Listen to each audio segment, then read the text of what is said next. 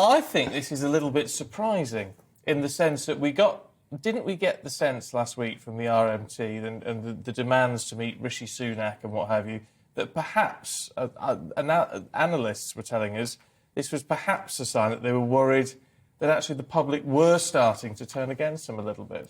Well, I'm not really surprised at all, because I think everybody's in the same boat. You know, working class people have been hammered for 10 years, and they appreciate that people don't want to go out and strike and lose money. But ultimately, if inflation's rampant and mortgage prices are going through the roof and, you know, the price of food's going up, people need a pay rise in line with inflation. So that's got to happen, and people understand as well that the money that's been squandered in the NHS with the PPE scandal, where Tory ministers have been involved in those contracts and have benefited greatly from them. We're not taxing people, they're rich enough in this country, we're still allowing tax loopholes, we're allowing massive profiteering from the oil and gas firms.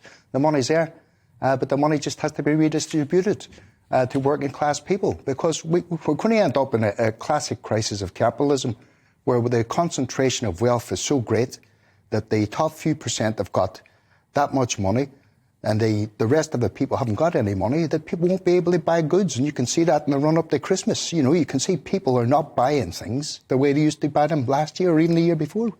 And it's interesting as well that, I mean, whenever you watch anything on television news, you see the pickets. Yesterday we saw the nurses out, everybody driving past them, honking their horns in some sort of support.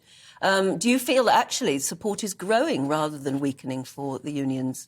I do, and I think that the attitude towards the nurses, which is just inexplicable. I mean, the government in Scotland, and I'm no great fan of the SNP, got the strikes called off by actually saying that they'll negotiate over pay. Down here, they refused to even negotiate.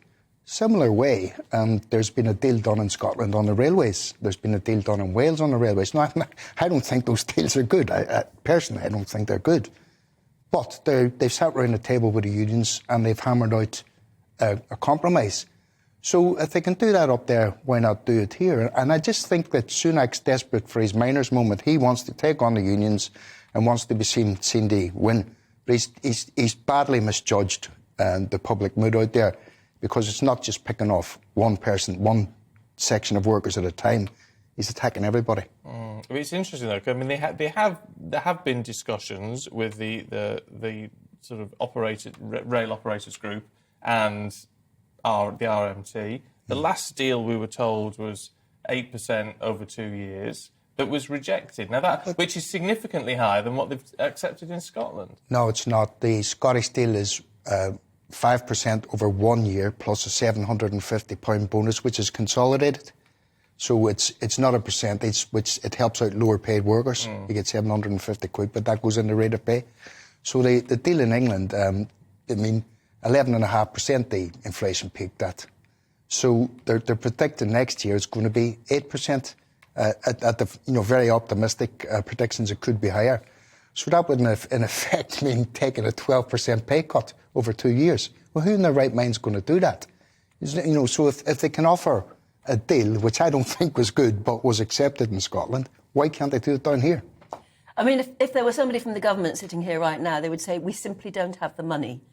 But is your attitude that actually governments can find money if they really want to? Oh, absolutely. Look, they found money for the PPE crisis. They found money. They sent billions of pounds of bombs to the Ukraine so Ukrainians can kill Russians and Russians can kill Ukrainians instead of sitting around a peace table.